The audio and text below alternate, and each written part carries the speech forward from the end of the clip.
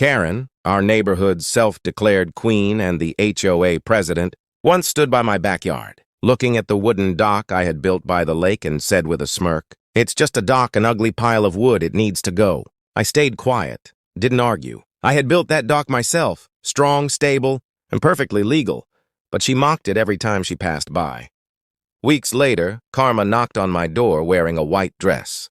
Karen's fancy wedding venue had been canceled last minute, and now she was desperate for a lakeside platform.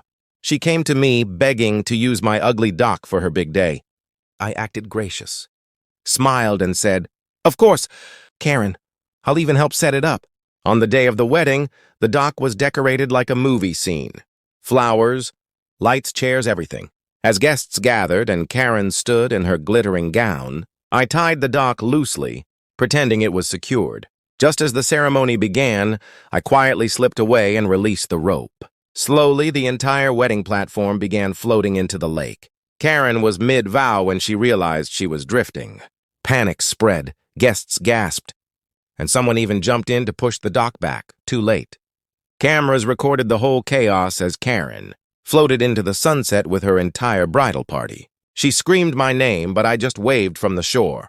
The HOA never brought up my dock again, and Karen, she moved out 2 months later. But here's the twist. 2 days after the wedding, a viral video popped up online. Bride's wedding floats away, instant karma. It got over 5 million views. Turns out her wedding was live-streamed and sponsored by a bridal company. The deal was ruined.